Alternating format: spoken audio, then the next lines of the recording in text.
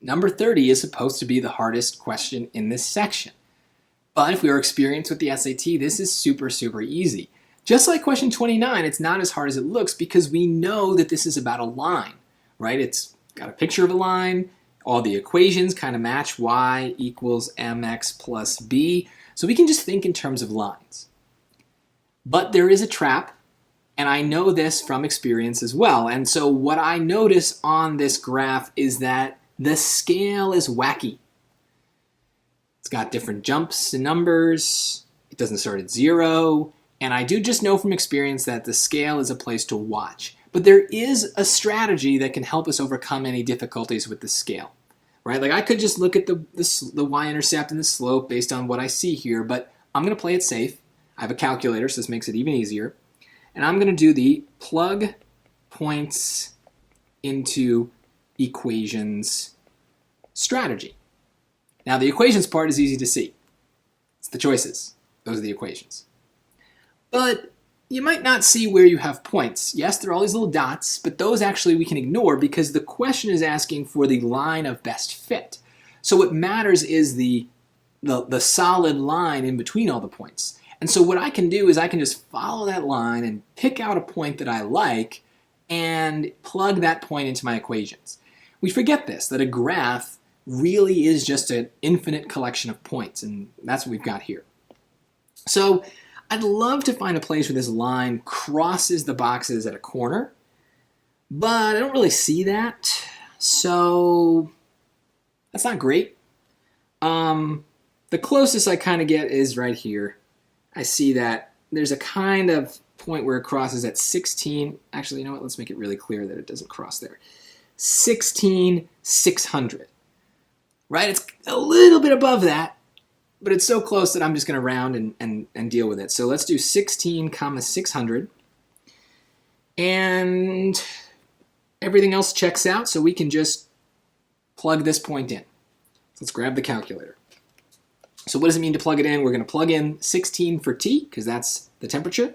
And we're going to hope that when we do whatever we need to do to it, we get 600 or pretty darn close to it. So let me just show you what it looks like for D. That'd be 0.03 times 16 plus 402. 0.03 times 16 is 0.48 plus 402 is 402.48. That's very far away from 600, so that doesn't seem good at all. Let's keep moving. This one would be 10 times 16 plus 402. So 10 times 16, well, I don't need a calculator for that, is 160. 160 plus 402 is 562. Closer, it's still kind of far off. Maybe I leave it and see if I find anything better, but it's a little too far for my taste. 33 times 16 plus 300.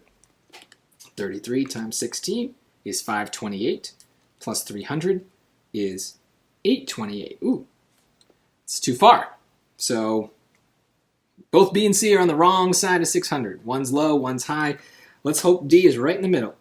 So that's going to be 33 times 16 plus 84. We just did 33 times 16. Let's do it again.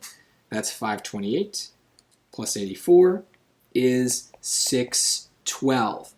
Not exactly 600, but right above it, just as we expected. Pretty darn close. And so that's the thing, is if we're just okay with a little bit of flexibility with the numbers, we're going to get this using this strategy. The reason it's not perfect is the line doesn't perfectly pass through that point. But even if it did, you know, sometimes with these scales and the equations, like you see it one way, but it's a little off. And so we just have to be comfortable with not getting exact perfect answers. We're looking for what's closest. And there's nothing that's even remotely close compared to choice D. And that is the answer. So you could get this by looking at the graph and looking for the y-intercept and the slope. The slope is going to be easier to find. The challenge, though, is that the y-intercept looks like it's 402. Because if I just drew this line a little further, it would pretty much go through 400. But that's not the y-intercept. That's where it would hit the y-axis that we have. But remember, the y-intercept is where t equals 0. So that happens all the way down somewhere else on this graph. I can't even see it, and there's no way for me to estimate it just by looking at it. So the plug points into equation strategy saves us when they're trying to trap us with some trick answer choices. I highly recommend you take the time. It could save you 10 points that you absolutely can get if you're just patient and go with the calculator.